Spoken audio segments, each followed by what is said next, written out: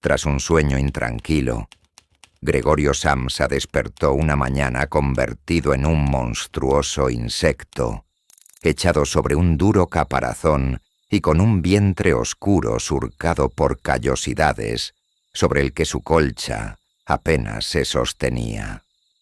Al observar sus numerosas y delgadas patas agitándose sin control, se preguntó qué le había ocurrido, confirmando que no era un sueño. Su habitación seguía siendo la misma, con su muestrario de paños de viajante de comercio y el retrato de una mujer envuelta en pieles en la pared. Gregorio sintió una gran melancolía al ver el tiempo lluvioso a través de su ventana.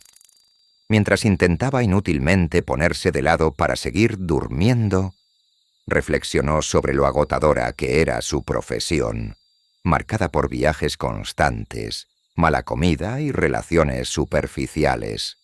Pensó en su jefe, un hombre exigente y sordo ante el que solo seguía trabajando para pagar la deuda de sus padres, una tarea que le llevaría aún 5 o 6 años más. Al mirar el despertador, descubrió con horror que eran casi las 7 menos cuarto y había perdido el tren de las 5. Mientras evaluaba cómo justificar su ausencia, su madre llamó suavemente a la puerta. Al intentar responder, Gregorio se horrorizó al notar que su voz se había transformado en un estridente silbido que hacía sus palabras ininteligibles. Su padre y su hermana, Grete, también se unieron a los ruegos para que abriera, pero él se negó, agradeciendo su costumbre de cerrar la puerta por dentro.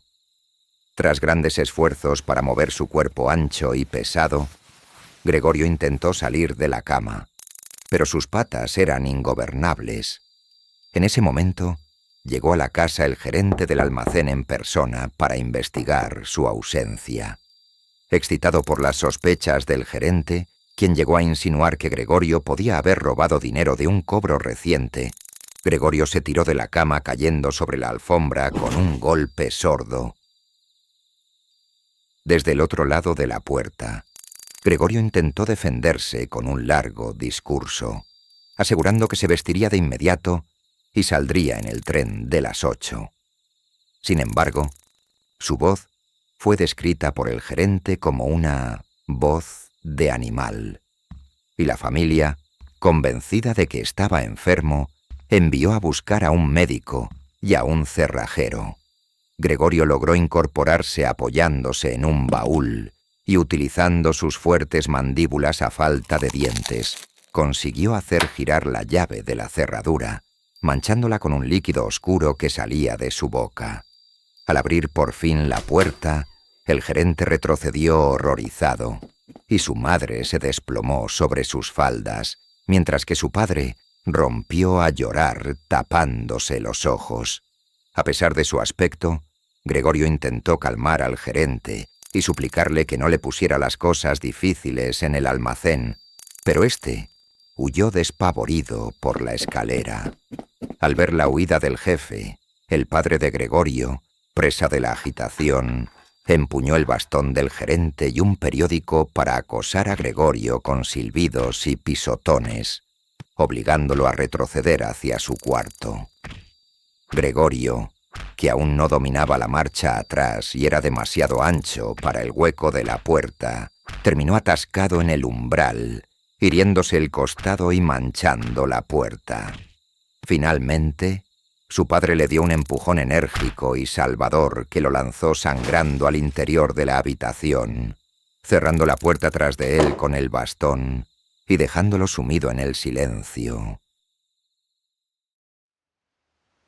Tras despertar de un sueño pesado y semejante a un desmayo, Gregorio descubrió que sus gustos físicos habían cambiado radicalmente.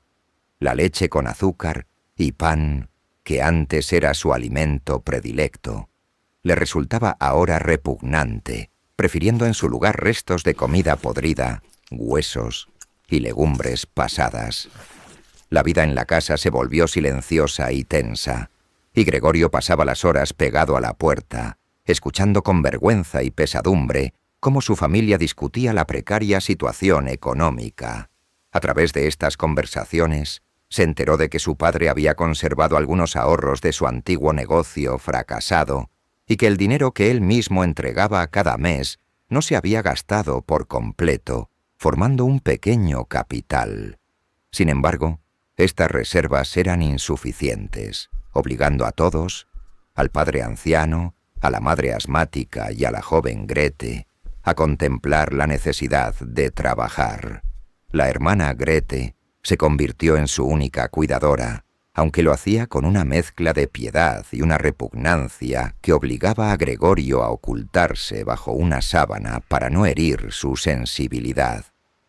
Para facilitar que Gregorio pudiera trepar por las paredes y el techo, su nueva distracción, Grete y la madre decidieron vaciar la habitación de muebles. Mientras la madre temía que retirar los muebles significara abandonar toda esperanza de que Gregorio volviera a ser humano, la hermana se impuso con la seguridad de quien se siente experta en el cuidado del hermano. Gregorio, en un arranque de desesperación por salvar los vestigios de su pasado, salió de su escondite y se pegó al retrato de la mujer de pieles, provocando que su madre se desplomara en un desmayo al verlo.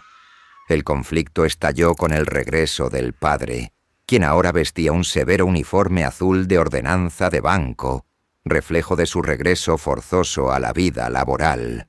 Al malinterpretar la situación, el padre persiguió a Gregorio con expresión hostil y, en un estallido de furia, comenzó a bombardearlo con manzanas que sacaba de sus bolsillos.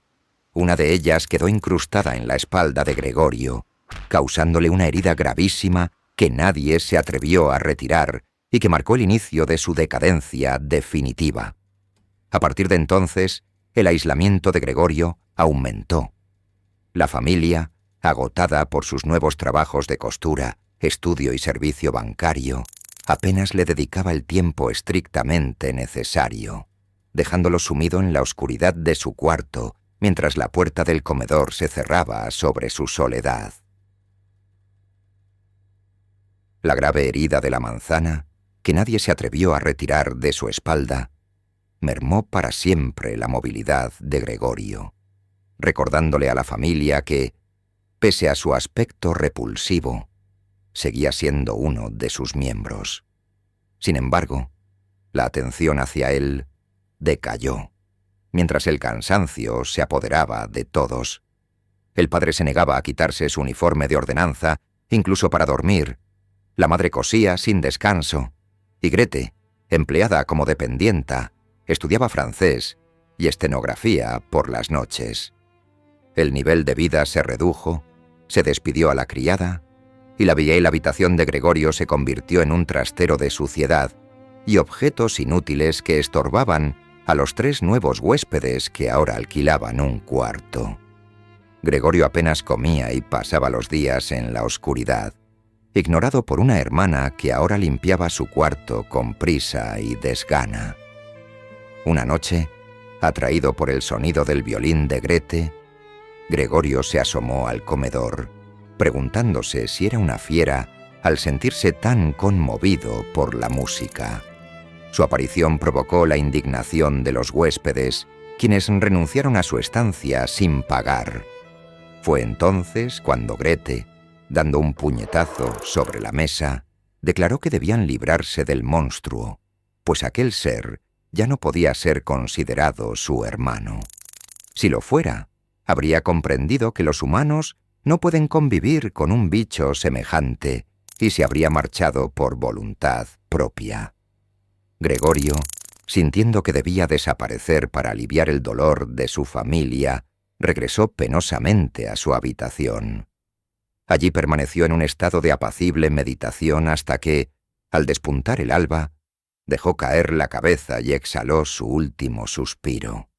Por la mañana, la asistenta halló su cuerpo seco y plano, y la familia, tras dar gracias a Dios y expulsar a los huéspedes, decidió por fin dedicarse un día al descanso.